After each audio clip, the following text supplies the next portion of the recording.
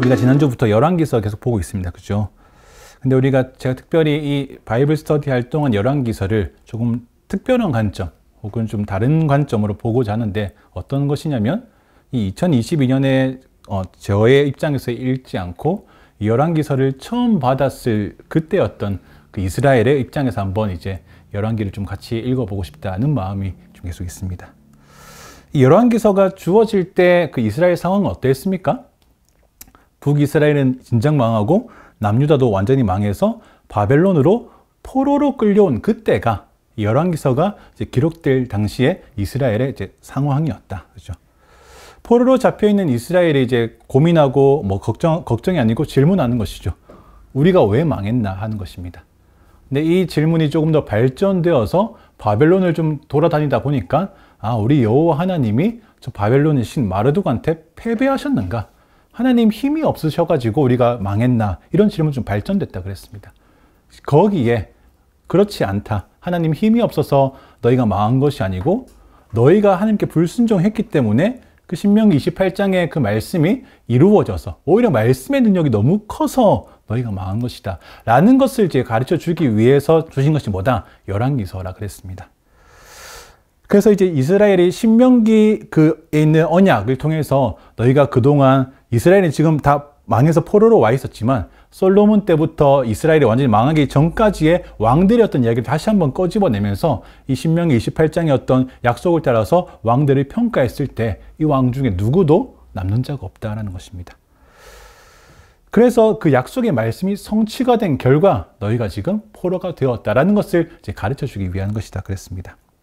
그래서 오늘도 이 르호보암과 여로보암 이야기를 할 것인데, 오늘도 그때 이 포로 시절에 있는 포로기에 있는 그 이스라엘이 이 르호보암과 여로보암을 다시 이 열왕기서를 통해서 알게 되었을 때 어떤 마음이었을까를 좀 같이 추적해 보고자 하겠습니다.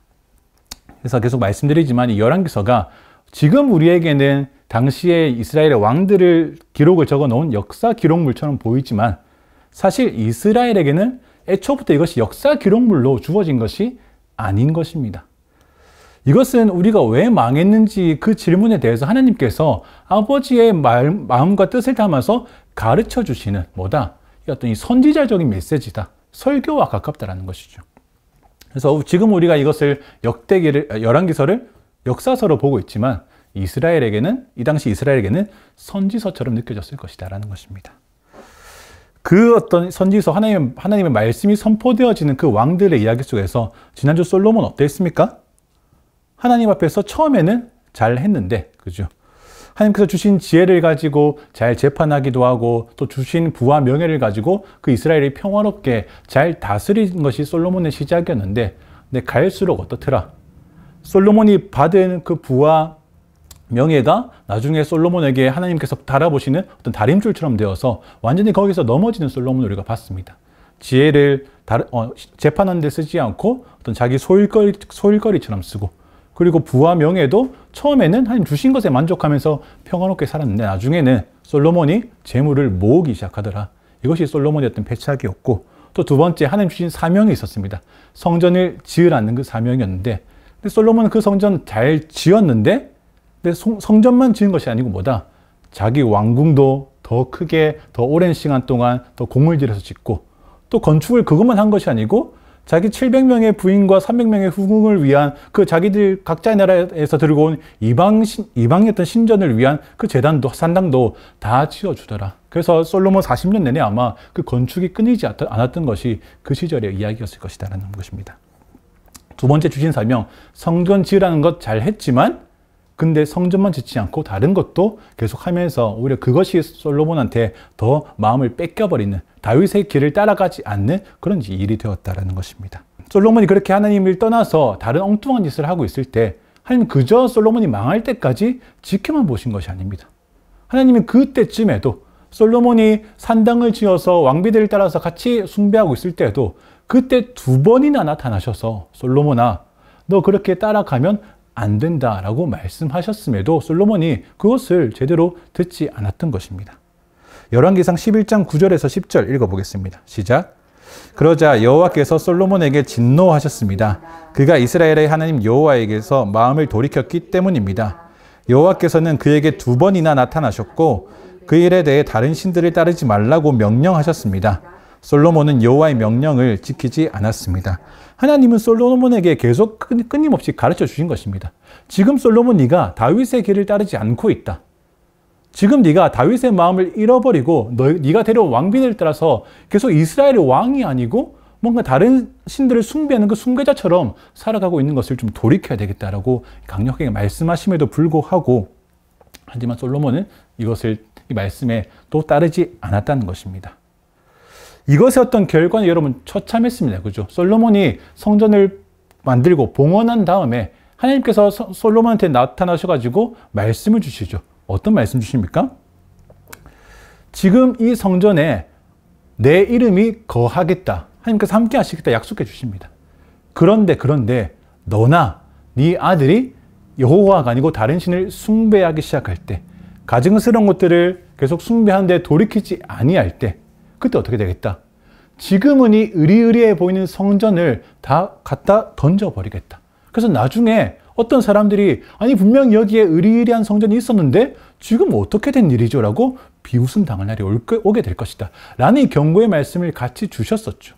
솔로몬이 끝까지 하나님의 말씀에 돌이키지 않고 회개하지 않을 때 계속 이 말씀이 이 진도가 부어질 것을 솔로몬이 계속 잡아당기는 것 같은 그런 역할을 했다는 것입니다. 하나님은 결국 솔로몬에게 그냥 넘어가지 않으시고 결국 징계, 벌을 주셨습니다. 그것이 11장 11절에서 13절까지입니다. 시작. 그리하여 여호와께서 솔로몬에게 말씀하셨습니다. 내가 이런 일을 해 내가 내게 명령한 내 언약과 내 규례를 지키지 않았구나. 그러므로 내가 이 나라를 반드시 내게서 찢어내어 내 신하에게 줄 것이다. 그러나 내 아버지 다윗을 생각해서 내 시대에는 그렇게 하지 않고 내 아들의 손에서 빼앗아 찢을 것이다. 나라 전체를 찢어내지는 않고 내 종 다윗과 내가 선택한 예루살렘을 생각해서 내 아들에게 한 지파를 줄 것이다. 이것이 솔로몬이 받은 벌입니다. 어떤 것입니까? 요약하자면 첫 번째가 이 나라를 찢어서 내 신하에게 줄 것이다. 그런데 지금 당장은 하지 않고 너의 아들 때에 그것이 이루어질 것이다. 근데 너희 유다만 남기지 않고 한 지파를 그래도 붙여줄 것이다. 이 세 가지 어떤 말씀이 이루어지는 것이 이 솔로몬에게 주신 어떤 죄에 대한 어떤 벌, 징계였습니다. 그리고 이 말씀을 주시자마자 이 벌을 내리시자마자 바로 이 벌을 주시기 위해서 준비를 시작하십니다. 29절 33절 같이 한번 읽어보겠습니다. 시작. 그 무렵 여로보암은 예루살렘을 떠나 길을 가고 있었는데 가는 길에 실로 사람 예언자 아히야를 만났습니다. 아히야는 새 옷을 입고 있었고 그 들판에는 이 2사람 뿐이었습니다. 아히야는 자기가 입고 있던 새 옷을 붙잡아 12조각으로 찢고는 여로보암에게 말했습니다. 10조각은 내가 가져라. 이스라엘의 하나님 여호와께서 말씀하신다. 보아라, 솔로몬의 손에서 이 나라를 이렇게 찢어내 내게 10지파를 주겠다.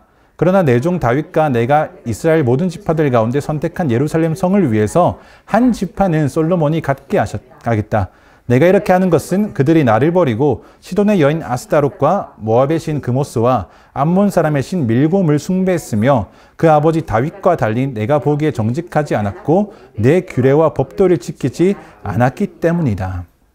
솔로몬에게 하나님께서 다윗처럼 해라. 다윗의 길을 따라가자. 다윗과 같이 순종하자라고 말씀하셨는데 끝끝내 다윗과 같이 순종하지 않았던 솔로몬이 받은 결과가 이것입니다. 그죠?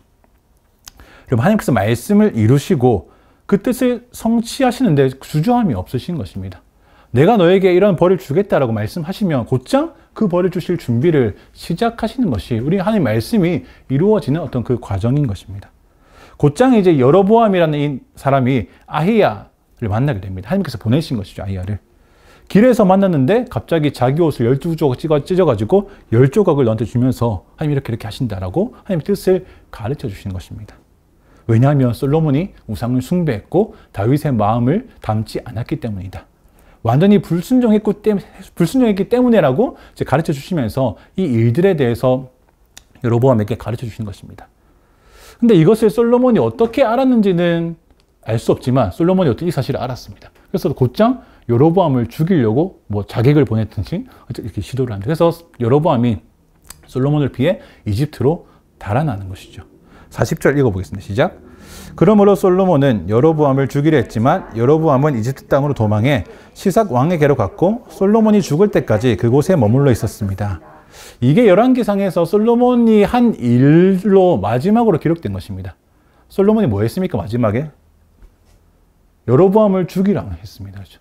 그리고 나서 나중에 솔로몬이 죽었다 나오는데, 여러분, 솔로몬이 여로보암을 죽이려고 했다. 이것은 그냥 단순하게 보면 여로보암이 반역하려고 했기 때문에 솔로몬이 당연하게 죽이려고 할 수 있겠지라고 생각할 수 있겠죠. 하지만 이것이 솔로몬이 마지막까지 하나님께 불순종하는 모습이기도 한 것입니다. 뭐냐면, 여러분, 솔로몬이 불순종했기 때문에 하나님께서 내리신 벌이 뭐였습니까? 이 나라를 찢어서 내 부하에게 줄 것이다. 그죠? 그 말씀을 이루시기 위해서 여로보암에게 아이야를 보내셔가지고 이렇게 하셨단 말입니다. 그럼 이 여로보암이 솔로몬에게 남아있어가지고 나중에 나라를 빼앗아가는 것은 어쩌면 하나님의 뜻이 이루어지는, 솔로몬이 이것이 나에게 주신 하나님의 벌이구나 라는 것을 안다면, 또 알았다면 그것을 그냥 내버려 두는 것이 어쩌면 솔로몬에게 있어서 하나님의 벌에 순종하는 것이겠죠. 이것은 여로보암을 죽이려 했다는 것은 하나님의 징계를 내가 한번 피해보겠다. 여로보암을 죽이려고 쫓아갔다는 것은 그 불순종하는 마음, 심지어 하나님을 순종하는데도 불순종하고 하나님께서 벌 주실 때에도 그 벌도 받지 않아 보겠다 라는 그런 불순종이 또 한 번 솔로몬에게 주어지는 것입니다. 솔로몬이 다윗과 같은 모습을 보이지 못하는 것입니다, 여러분. 그럼 다윗은 어땠습니까? 그럼 다윗이 압살롬이 반역해서 다윗에게 올 때 다윗은 사실 충분히 압살롬하고 싸워볼 수도 있었지만 다윗은 싸우지 않고 그대로 도망갑니다. 그건 다윗에게 힘이 없었기 때문도 아니고 예루살렘이 성이 불안했기 때문도 아닙니다. 다윗이 압살롬과 싸우지 않고, 반역하는 압살롬과 싸우지 않고 도망간 것은 더 근본적인 이유가 있는 것이죠. 뭐냐면 이 압살롬의 반역, 이 모든 일들의 시작이 누구로부터 시작된 것이다? 다윗, 내 죄로부터 시작된 것이다 라고 다윗이 알았기 때문입니다. 다윗이 밧세바와 간음하고 또 그 남편 우리아를 죽이기 위해서 했던 모든 일들이 하나님 앞에서 죄가 되었고, 선지자 나단이 와서 너 그 잘못이다라고 훅훅 찔렀을 때 다윗이 곧장 엎드려서 회개했지만, 근데 하나님께서 그 죄 회개에 대한 용서는 해주셨지만 죄에 대한 어떤 벌은 내려주셨습니다. 그것이 뭐였습니까? 너의 집에 칼이 끊어지지 않을 것이다. 이 징계의 말씀을 듣고 다윗은 계속 마음에 품고 살았던 것이겠죠. 그 나중에 압살롬이 반역하고 그 자기들 아들들 가운데 그 피가 끊어지지 않고 칼이 그치지 않을 때 이것이 그때 말씀하신 내게 주신 벌이구나. 다윗이 이것을 자각해서 압살롬과 싸우지 않고 그대로 도망갔습니다. 그 상황을 어떻게든 바꾸어 보려지 않고 그 상황을 받아들였다는 말입니다. 다윗이 자기한테 오는 하나님의 그 벌을 받기로 결정한 것이죠. 이것이 다윗이 하나님 앞에서 잘못했지만 그 벌에 대해서 순종하는 모습인 것입니다. 근데 솔로몬이 여로보암을 죽이려고 한다는 것은 그 다윗의 모습과는 다르게 하나님께서 주신 벌을 피하려고 하는 모습을 보인다는 것입니다. 아버지 다윗과 완전히 다른 모습의 솔로몬을 보는 것입니다, 우리가. 이 모습은 마치 누굴 떠올리게 하냐면 창세기에 나오는 이 가인과 같은 모습을 좀 떠올리게 합니다. 하나님께서 아벨의 제물은 받으시고 가인의 제물은 받지 않으실 때 가인이 어떻게 됩니까? 화가 이만큼 나서 이 동생 막 죽이고 싶어 하죠. 그때 하나님께서 가인을 찾아오셔가지고 너 왜 지금 분노하고 있냐? 그 분노를 좀 다스려야 되겠다. 분노를 다스리지 않으면 큰일 나겠다 라고 말씀해 주셨지만 가인이 들은 척도 하지 않고 분노를 확 내버려서 아벨을 죽여버립니다. 그래서 나중에 하나님께서 오셔가지고 가인한테 벌 주시죠. 이제 더 이상 이 땅의 열매들이 너한테 입을 벌리지 않을 것이다. 너는 이 땅을 떠나서 뭐 해라? 유리하는 자가 되라. 너 이제 떠돌아다니는 인생이 되어라고 벌을 주시는데, 근데 가인이 에덴 동쪽을 나오자마자 어떻게 합니까? 노 땅에 정착해서 살아버립니다. 하나님께서 분노를 다스려라 하는 그 말씀도 듣지 않고 또 죄를 지었을 때 너 유리하는 자가 되어라, 떠돌아다녀라는 벌을 주실 때에도 그 벌도 받지 않고 정착해서 성을 짓고 살아버리는 그 가인의 모습을 볼 때 이 하나님의 말씀과 완전히 무관하게 살아가는 한 이제 남자의 모습이 이 솔로몬의 마지막 선택에서 겹쳐 보인다는 것입니다. 하나님의 벌을 하고 다윗의 본을 따라서 그렇게 했던 것이 아니고 마치 가인과 같은 모습으로 여로보암을 죽이려고 하는 모습을 우리가 보는 것. 하지만 솔로몬은 자기 어떠한 노력으로 하나님께 주신 벌을 피할 수 없는 것이죠. 아까 벌이 뭐였습니까? 나라를 찢어서 널 신하에게 줄 것이다. 솔로몬의 아들의 때 이루어질 것이고 한 지파를 붙여줄 것이다. 이 말씀이 11장에 주신 말씀인데 이 말씀이 12장에서 완전히 다 성취됩니다. 그것이 12장 내용입니다. 12장 1절 읽어보겠습니다. 시작. 르호보암이 세겜으로 갔습니다. 온 이스라엘이 그를 왕으로 세우기 위해 세겜으로 간 것입니다. 11장 마지막에서 솔로몬이 죽으니까 르호보암을 왕으로 세우기 위해서 세겜에 온 이스라엘이 다 모입니다. 심지어 아까 이집트로 도망갔던 여로보암도 이때 다시 돌아와가지고 세겜에 모여 있습니다. 지금 모인 이유가 뭡니까? 르호보암을 이스라엘 왕으로 세우기 위한 자리입니다. 근데 그때 이스라엘 백성이 이제 왕이 될 르호보암한테 한 가지 요청을 하죠. 그 요청이 4절입니다. 읽어보겠습니다. 시작. 왕의 아버지는 우리에게 무거운 멍에를 지우셨습니다. 그러나 이제 그 혹독한 강제노동의 의무와 왕의 아버지께서 지우신 무거운 멍에를 가볍게 해주십시오. 그러면 저희가 왕을 섬기겠습니다. 그래서 왕의 아버지 누굽니까? 이 솔로몬이죠. 그죠? 솔로몬이 우리 가운데 너무 무거운 멍에를 지워 주었다. 그것이 강제노동이기도 했고 어떤 왕의 무거운 멍에. 그러니까 이 너무 힘들게 우리를 부려먹어서 마치 우리가 멍에를 진 노예처럼 살았다라는 표현입니다.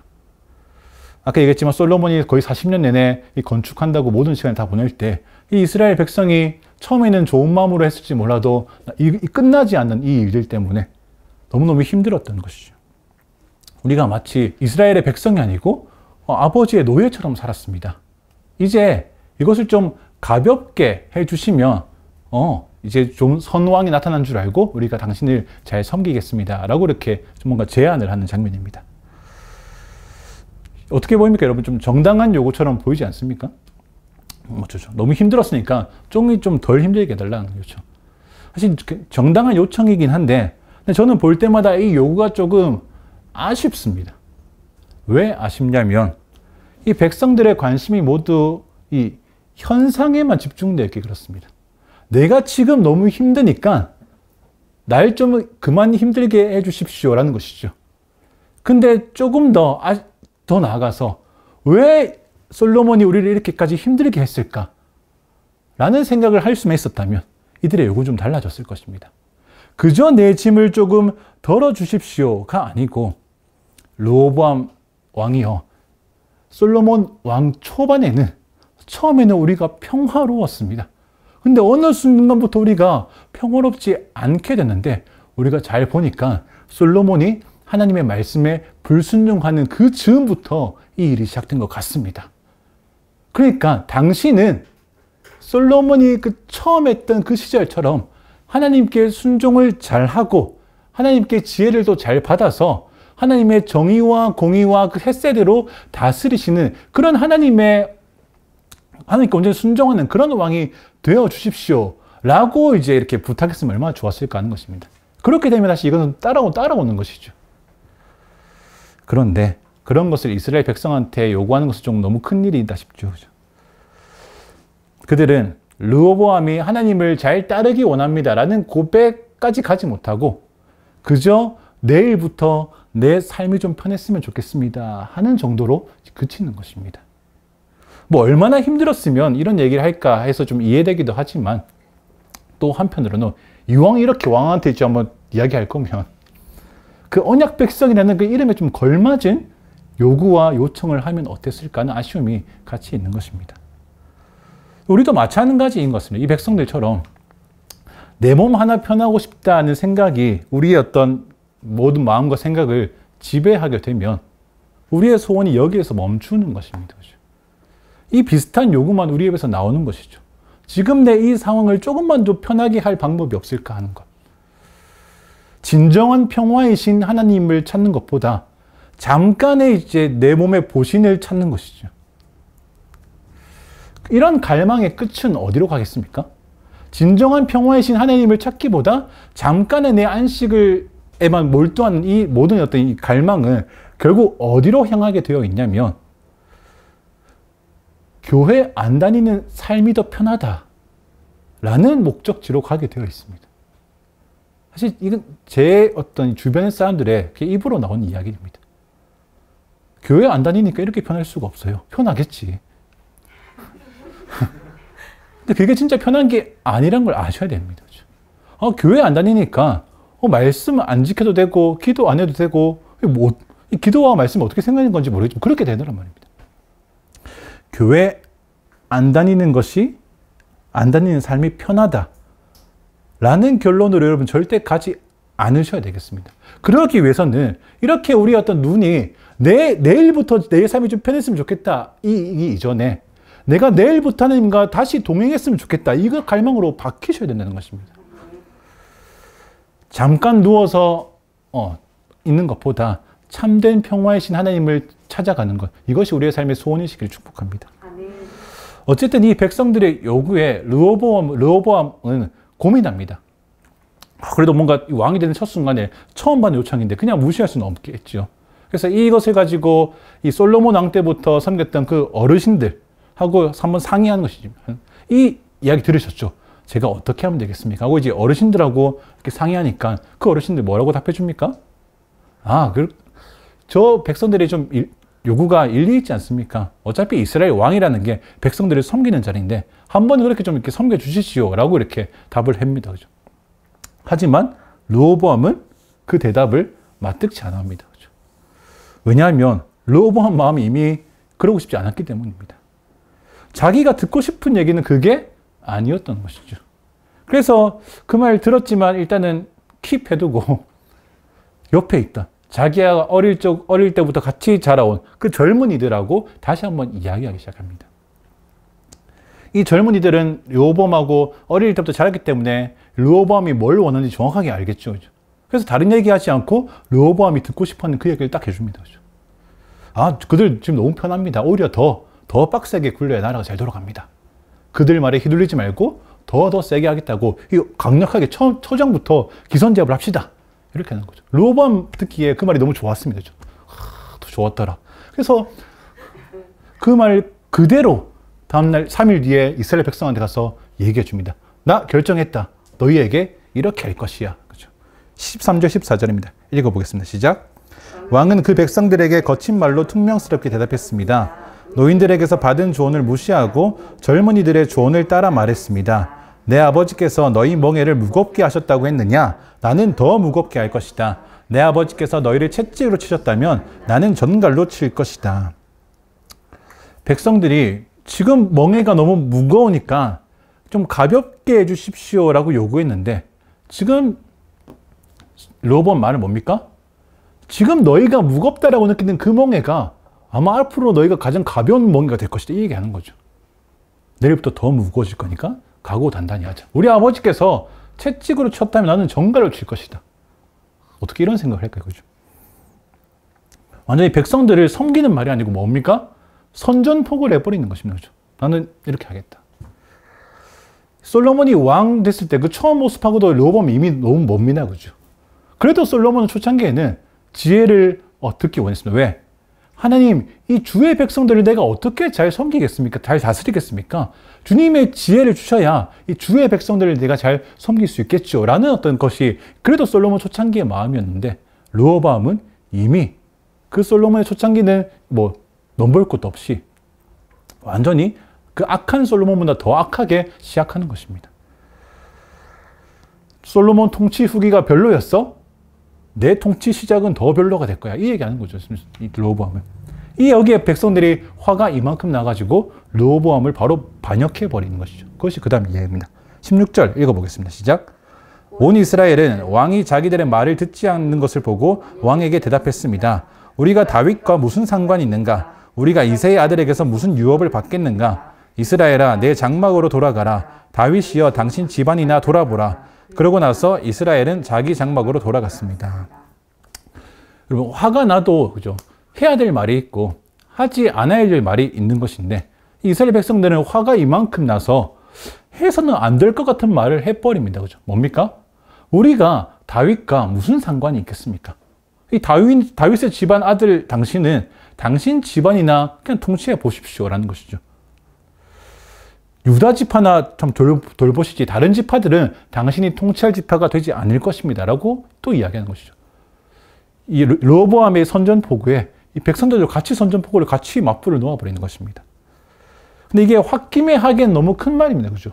왜냐하면 하나님께서는 다윗의 왕조를 세우셔서 어떻게 하시겠다? 그 위를 영원히 견고하게 하실 것이라고 언약해 주셨기 때문입니다. 근데 이 말은 그 다윗 언약을 완전히 거절하는 말인 것입니다. 근데 이 백성들이 정말로 홧김에 한 것이 아니고 큰 결심을 하고 이 말을 한 것 같습니다. 정말로 이스라엘 백성들을 뭉쳐가지고 다윗 왕제의 통치받기를 거절하고 유다 지파가 아닌 그 여로보암을 왕으로 세워서 여로보암에게 통치받기를 원하고 실제로 그렇게 했습니다. 다윗의 집에 완전히 반역해 버린 것입니다. 19장에서 20장 읽어보겠습니다. 시작. 이렇게 이스라엘이 다윗의 집에 반역해 오늘날까지 이르렀습니다. 온 이스라엘이 여로보암에 돌아왔다는 소식을 듣고 사람을 보내어 여로보암을 회중 앞에서 불러내 온 이스라엘을 다스릴 새 왕으로 세웠습니다.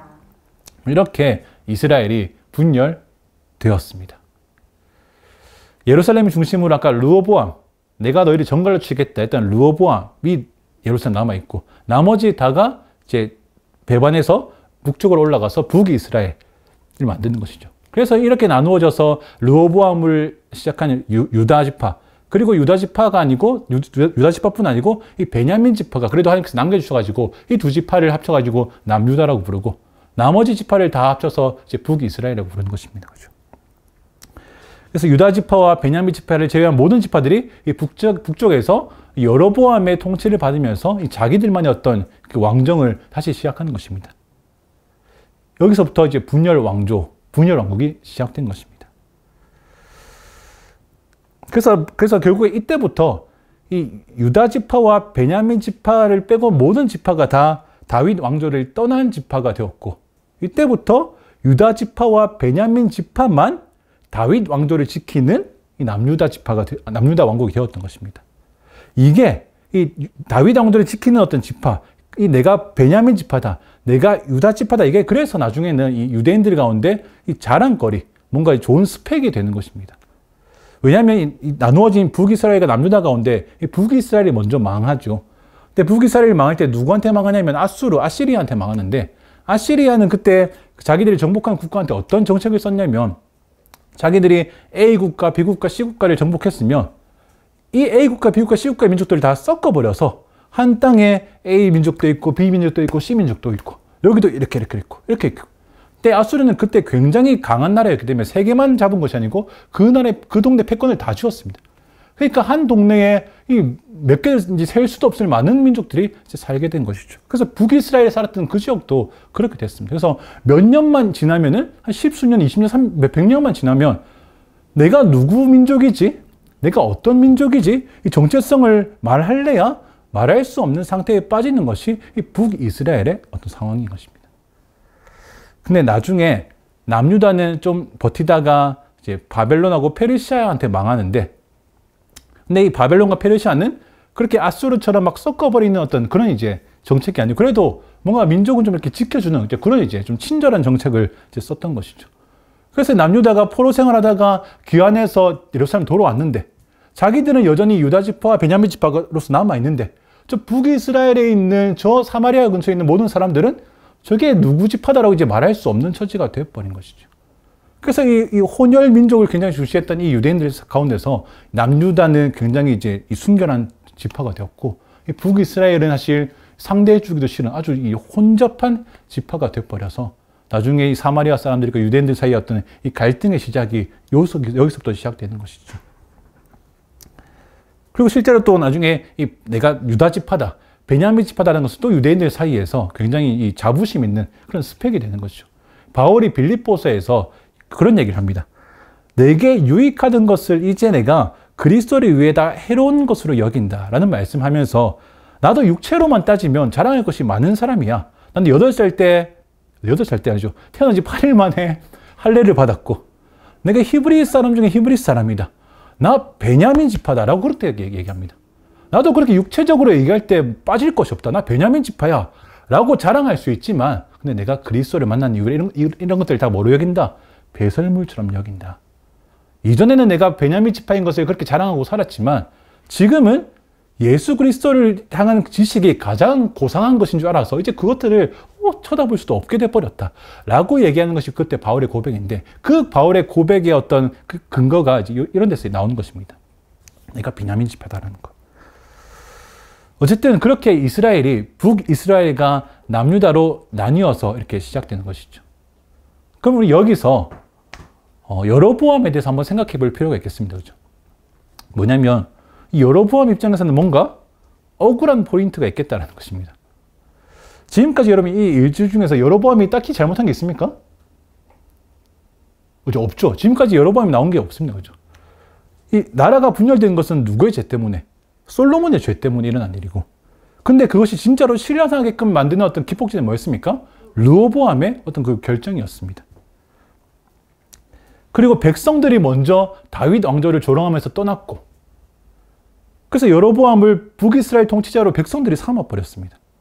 근데 사실 그것도 하나님께서 여로보암을 부르신 거죠. 여로보암아, 내가 이제 너를 세울게.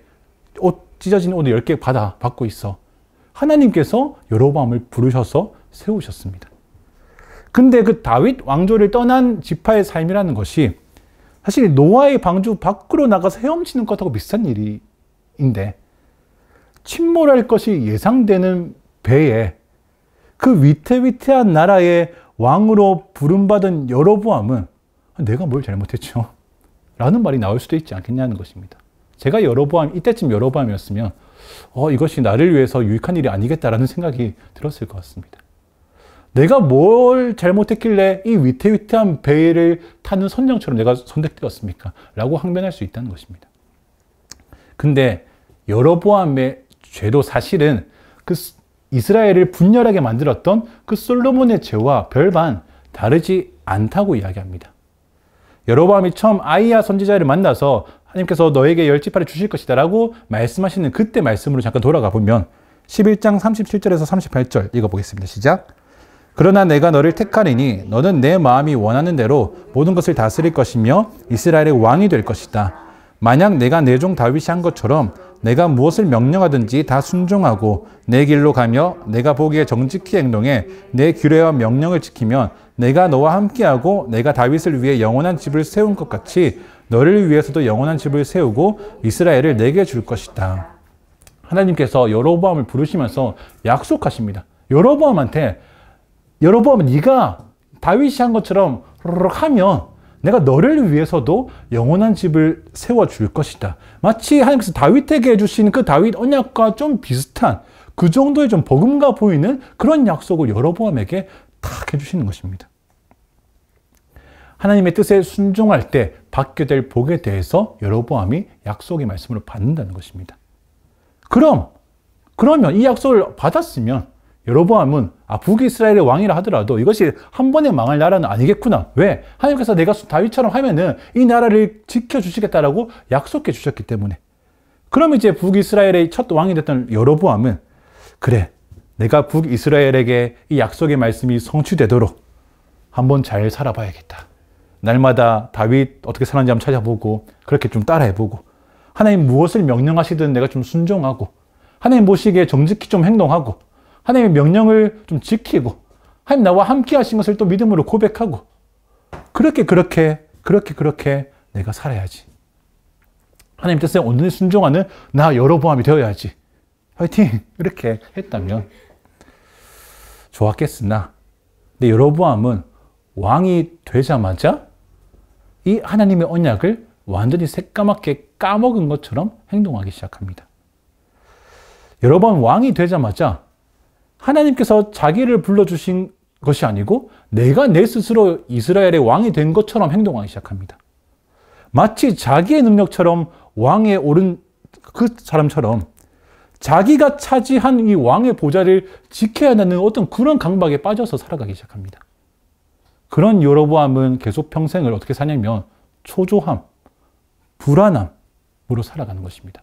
하나님 나를 부르셔서 내가 이 자리에 섰으면 내가 하나님 뜻에 합당하게 살아가면 돼. 이렇게 하면 자유함이었을 텐데 하나님께서 세워주셨으면, 불러주시고 세워주셨음에도 불구하고, 아니야, 이 자리 내가 차지한 거야 라고 생각하는 순간 이 자리를 뺏길까봐 염려하기 시작한다는 것입니다.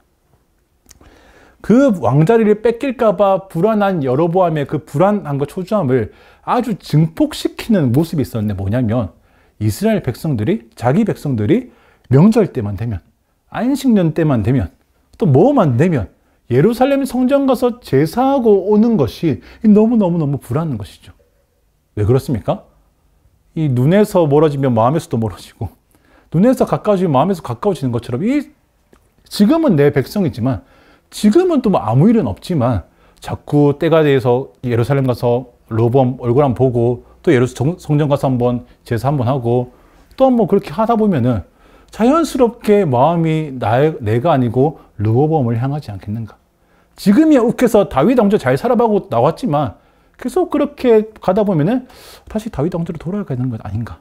이 마음이 들면 가장 처음으로 쳐난다는 사람이 누구다? 나다. 라는 생각에 르호보암이 그렇게 되지 않기 위해서 바득바득 애를 쓰면서 자기가 왕으로서 정책을 딱딱딱딱 네 가지를 냅니다. 그 첫 번째가 12장 18절입니다. 28절입니다. 읽어보겠습니다. 시작. 그리하여 여로보암 왕은 조언을 구한 뒤에 금송아지 2개를 만들고 백성들에게 말했습니다. 예루살렘에 올라가는 것이 너에게 큰일이다. 이스라엘아, 여기 너희를 이집트에서 이끌어낸 너희 신들이 있다. 이게 첫 번째 정책인데, 여로보암의. 금송아지 2개를 만들고 백성들에게 말하는 것입니다. 예루살렘 가면 큰일 나. 왜? 이집트에서 이끌어낸 여호와 하나님이 여기 있다라고 말하는 것이죠. 이것을 지금 조언을 구한 뒤에 했다는데, 이 조언 누구한테 어떤 조언을 들었길래 이런 결정을 하게 된 것일까요? 혹시 여로보암이 솔로몬한테 도망쳐서 이집트에 좀 있을 때 그때 뭐 요상한 걸 좀 배워서 그런 건 아닌가. 그래서 혼자 생각해 보는 것입니다. 하여튼 여로보암은 자기 왕자리를 지키기 위해서 하는 일이 첫 번째 뭡니까? 금송아지 만들어서 이것이 여호와 하나님이다 라고 이야기하는 것입니다. 이 모세가 봤으면 바로 이제 뒤로 자빠질 만한 일을 여로보암이 한 번 해버립니다. 근데 거기서 끝이지 않고 29절에 시작. 그러고는 금송아지 하나는 베델에 두고 다른 하나는 단에 두었습니다.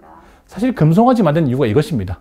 하나는 베델에 두고 하나는 단에 두어서 너희 예루살렘 가지 말고 이 베델에 가서 하나님 제사하고 단에 가서 하나님 제사하자, 이것이죠. 요거 하기 위해서 금송아지 2개 만들어서 딱딱 만들어 세워둔 것입니다. 백성들이 예루살렘 성전으로 가는 것이 너무너무 싫어서 예루살렘 대신에 베델하고 단에다가 제단을 만들어서 세운 것. 사실 이것은 어떤 하나님의 명령이 아니고 자기가 필요하다 싶은 곳에 그냥 제단을 만들어서 세우는 거죠. 그래서 이건 사실은 하나님의 방식이 아니고 사실 이방 나라 민족들의 방식입니다.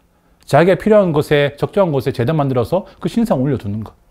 지금 여로보암이 하나님의 방식을 따라가지 않고 주변 이방 민족들의 자기들의 신관을 따라서 이렇게 하나님을 대하고 있다는 것입니다. 이것이 여로보암의 죄입니다. 첫 번째, 두 번째. 하나가 뭐다? 하나님을 금송아지 신상이라고 만들어 둔 것. 두 번째, 제단을 설치한 것인데 이게 중요하죠. 아무데나 제단 설치했다는 것입니다. 근데 여로보암은 이 2개를 해놓고도 이 성에 차지 못하고 안심하지 못했습니다. 그래서 31절에 하나 더 합니다. 시작. 여로보암은 산당들을 짓고 레위 자손이 아닌 보통 사람들을 제사장들로 세웠습니다. 제사장을 레위인만 할 수 있다라고 하는 게 못 박아주셨는데, 그런 게 어디 있어? 아무나 하면 되는 거지 라고 아무나 보통 사람을 제사장들로 세운다. 그리고 33절에 시작. 여로보암이 자기 마음대로 정한 8째 달 15일에 자신이 베델에 만들어 놓은 제단에서 희생 제물을 바쳤습니다. 그리고 이스라엘 자손들을 위해 명절로 정하고 제단에 제물을 바치고 분향했습니다. 하나님께서 이 명절, 하나님께서 절기를 지키라고 주신 날들이 있습니다. 그것은 아무 이유 없는 것이 아니고 다 이스라엘 역사 가운데 분명히 유의미한 것들을 기억해서 지켜야 할 만한 것들을 딱딱 정해서 초막절이다, 6월절이다, 뭐다 이렇게 다 정해주셨는데, 지금 여로보암은 그런 것과 다 아무 상관없이 자기가 뭔가 자기한테 의미 있는 날일까요? 아무 날을 잡아서 이 날이 너희가 지켜야 할 명절이다, 절기다라고 정한 것입니다. 그래서 자기가 만들어 놓은 제단에서 자기가 만들어 놓은 절기를 가지고 자기가 만들어 놓은 신상을 향해서 희생제물을 드린다는 것입니다. 이것이 세 번째, 네 번째 죄입니다. 제사장을 시키는데 아무나 제사장을 시키고 절기로 정하는데 아무나를 절기로 정하더라. 이것이 여로보암이 대표적으로 실행한 정책 네 가지입니다. 금송아지 만들고 아무데나 제단 만들고 아무나 제사장시켜서 아무나를 절기로 잡는 것. 하나같이 하나님과 상관없는 것들이죠. 하나같이 하나님을 정확하게 대적하는 것들입니다. 사실 나중에 아수르가 와서 해야 할 일인 것 같은데 여로보암이 먼저 자기가 이렇게 선행해서 해버리는 것입니다. 이것이 모두 하나님 보시기에 죄가 되었습니다. 왜냐하면 이것이 모두 하나님 말씀에 어긋나는 행동이기 때문입니다. 금송아지 신상 만드는 것은 신명기 9장에 있는 말씀, 9장에서 그 금송아지 만든 사건을 다시 한번 회고하면서 이렇게 하면 안 돼 라고 말씀하십니다. 근데 그것을 한 번에 어겨버리고 신명기 12장에서 너희가 이 하나님께서 정해주신 한 예배 장소에서 너희가 예배해야 되고 거기를 너희가 찾아가야 한다 라고 말씀해 주셨는데 이것을 또 단번에 어겨버린 것이죠. 아무나 제사장 시킬 수 없고 레위 지파에서 제사장이 나와야 된다고 말씀해 주셨는데 다 어긴 것입니다. 여러 절기를 설명해 주신 것이 있는데 또 다 어겨버리고 자기가 하고 싶은 날을 절기로 지은 것이다. 이 네 가지 모두가 하나님의 말씀에 완벽하게 불순종하는 것이죠. 그래서 이 모든 여로보암이 한 모든 것들이 하나님 보시기에 죄가 되었고 악한 일이 되었다는 것입니다. 아까 분명 하나님께서 여로보암 선택하시면서 내 종 다윗이 한 것처럼 내가 무엇을 명령하든지 다 잘 지키면 돼 라고 하셨는데 여로보암은 잘못 이해했는지 내가 말하는 것을 다 어기면 될까? 라는 고민을 한 사람인 양 이렇게 하나님 보시기에 악한 일만 골라서 했다는 것입니다. 하나님께서 약속하신 그 약속을 여로보암은 믿지 않았는지 어떤지는 잘 모르겠지만 완전히 그 말씀에 불순종했다는 것입니다. 이것이 여로보암의 죄입니다. 그러니까 여로보암은 이 북이스라엘이라는 침몰하는 배에 억지로 올라탄 사람이 아니고 북이스라엘을 침몰하는 배로 만든 사람이라고 볼 수 있겠습니다. 실제로 그 이후에 자기 뒤를 이어서 나온 왕들, 북이스라엘 왕들 중에 선한 왕은 하나도 없고 다 하나같이 다 악한 왕이었는데 하나님께서 어떻게 기준하시냐면 이 왕이 여로보암의 죄의 길을 따라갔는가? 이 왕이 여로보암의 길을 따라갔는가? 하나같이 다 여로보암의 길을 따라갔더라. 근데 나중에 보면 아합이라는 왕은 여로보암의 길을 가볍게 넘어섰다. 이렇게 얘기하게 됩니다. 그러니까 결국 북이스라엘이었던 그 왕들의 어떤 기준은 남유다는 르호보암의 왕들은 다윗처럼 잘 했는가 였는데 북이스라엘은 시작부터 끝까지 다 여로보암처럼 죄를 지었는가 이 얘기만 한다는 것입니다. 그러니까 결국 이 분열왕국의 첫 왕이 남쪽에 있는 르호보암이든 북쪽에 있는 여로보암이든 하나님 보시기에 둘 다 악한 왕이었다라는 것입니다. 이것이 분열왕국의 시작인 것이죠. 남유다의 르호보암은 첫 왕인 르호보암은 이미 백성을 섬기는 왕 자체라는 개념 자체가 없었고 북이스라엘 여로보암은 하나님 정책 하나하나가 깨알같이 다 하나님 말씀에 어긋나는 일들이었다. 그래서 열왕기서의 평가, 이들을 향한 평가는 이렇습니다. 14장 22절입니다. 읽겠습니다. 시작. 유다는 여호와 보시기에 악을 행했습니다. 유다 백성들은 자기 조상들이 지은 모든 죄보다 더 많은 죄를 지어서 그 죄들로 인해 하나님의 진노를 자아냈습니다. 이거는 르호보암에 대한 평가이긴 하지만 사실 여로보암도 크게 다르지 않습니다. 그래서 여로보암과 르호보암의 이야기는 사실 오늘 여기까지입니다. 어쨌든 이것이 여로보암과 르호보암이었던 이야기였는데 여기까지 아까 열왕기서를 처음 받았던 그 포로 시대 때의 이스라엘이 여기까지 읽었다라고 칩시다. 그럼 이들은 어떤 생각이 들까요? 여러분 이 이야기를 그냥 다 빼고 순수하게 역사로만 들으면 이스라엘이 남과 북으로 나눠진 이유가 뭐 때문입니까? 솔로몬의 강제노역이 너무 심했고 거기에 백성들이 반발했지만 르호보암이 무시했고 거기에 백성들이 화가 나서 반역해서 나갔다 이 얘기거든요. 그래서 여로보암 중심으로 다윗 가문과 멀어졌다. 이 분열되었다. 아주 정치적인 문제, 혹은 관계적인 문제인 것이죠. 근데 열왕기서를 받은 이 포로기의 이스라엘은 이것을 그렇게 단순한 어떤 역사적인 어떤 정치적인 문제로 받아들일 수 없는 것입니다. 왜냐하면 이 이야기를 계속 읽으면서 이스라엘이 우리가 왜 망했지? 하나님 힘이 없으신가? 마르독이 너무 힘이 센가? 이 질문을 계속 하고 있던 이스라엘 공동체 가운데 열왕기서를 통해서 보는 솔로몬, 열왕기서를 통해서 보는 르호보암, 열왕기서를 통해서 보는 이 여로보암이 하나같이 하나님 보시기에 악한 왕이더라. 우리도 그동안은 열왕기서 읽기 전까지는 그저 그냥 정치적인 이유로 남과 북이 나뉘어진 줄 알았는데 열왕기서를 통해서 말씀하시는 하나님의 말씀은 그렇지 않더라는 것입니다. 남유다와 북이스라엘이 나누어지고 망한 이유는 어디에 있다? 어떤 정치적인 이유나 어떤 세계 정세에 휩쓸려서 그렇게 된 것이 아니고 다 뭐다? 다른 데 있지 않고 하나님께 불순종한 이스라엘 향한 하나님의 진노가 풀어진 것이다 라는 것입니다. 나라가 분열된 것이 누구의 싸움이 아니고 솔로몬이 하나님께 불순종한 죄의 결과구나.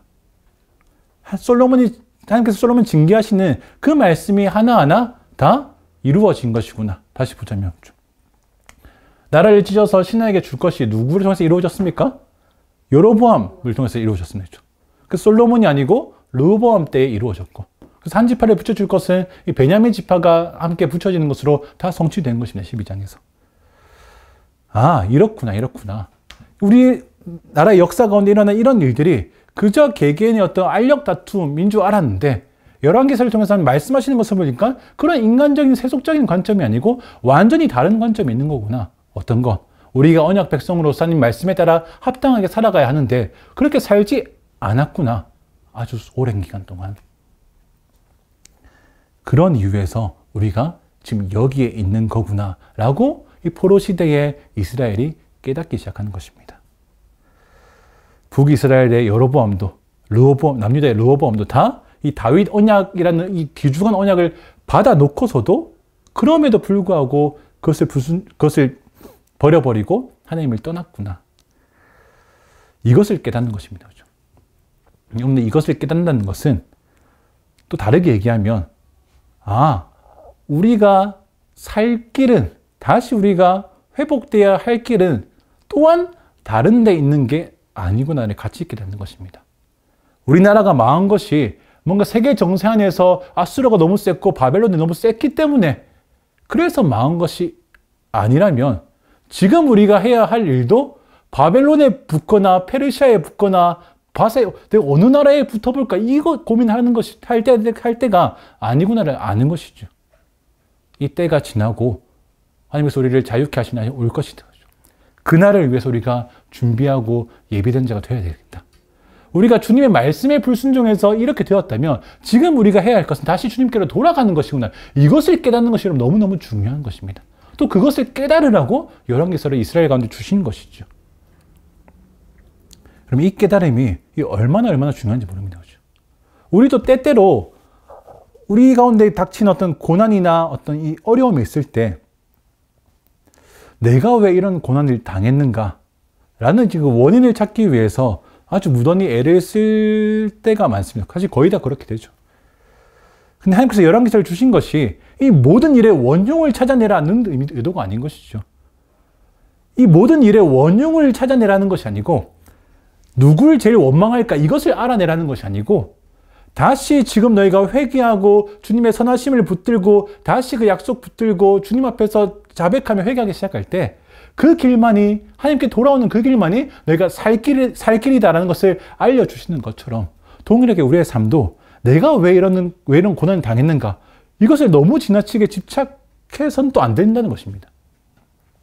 하나님께서 내가 지금 당하는 고난의 이유를 알게 하실 수도 있고 모를 수도 있습니다. 근데 우리는 너무너무 알고 싶어 합니다. 내 일뿐만 아니라 다른 사람의 고난의 이유도 알고 싶어 합니다. 제가 왜 고난당했을까? 알아내봐야겠다. 그것이 우리 같은 본성입니다. 욥의 친구들 다 그러려고 욥 찾아와가지고 욥 낙심하게 만드는 거 아닙니까? 근데 우리가 받는 고난에 있어서 하나님께서 말씀해 주실 때도 있고 아닐 때도 있습니다. 근데 우리에게 하나님께서 원하시는 그 뜻은 뭐냐면 내가 지금 다시 어떻게 해야 하는가 이것을 알게 하시는 것이 주님의 마음이라는 것입니다. 다시 기회 주고 싶은 하나님의 마음을 열왕기서에서 느끼시길 축복합니다. 다시 회복하게 하고 싶은 하나님의 마음이 사실 이 열왕기서에 사실 가득가득 묻어납니다. 물론 그 내용은 다 이스라엘 왕들이 하나님을 배신한 이야기지만 근데 그 근본 그래도 이 말씀을 그래도 주신 이유는 무엇입니까?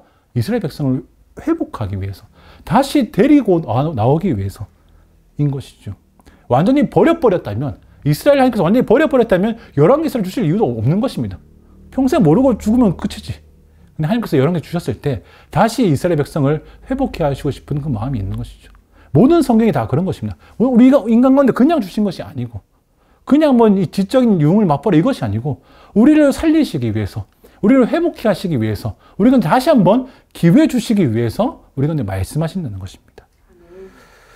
오늘 르호보암과 여로보암의 이야기를 우리가 읽고 알았다면, 우리의 삶에서 이런 르호보암과 여로보암을 닮은 지점은 없는지, 혹 보인다면, 또 어떤 지점에서 그래 내가 이것과 비슷한 것 같아 라고 찔림을 받는다면, 우리는 내가 어쩌다 그렇게 되었지가 아니고 지금 내가 돌이켜야 되겠구나, 지금 내가 하나님 앞에 자백해야 되겠구나, 지금 내가 여로보암과 르호보암의 모습이 닮은 부분이 보인다면 이제 내가 그것을 버려야 되겠구나, 앞으로 닮지 않아야 되겠구나 하는 그 결단의 마음이 우리 가운데 심겨지어야 된다는 것입니다. 그것이 우리에게 말씀 주신 하나님의 뜻이라는 것입니다. 그 뜻을 따라서 날마다 주님 주신 기회를 붙잡고 주님 회복해 하시는 그 마음을 닮아서 날마다 주님 주시는 회복과 생명과 그 빛을 보는 그런 우리 온리지 성도님 되시기를 축복합니다.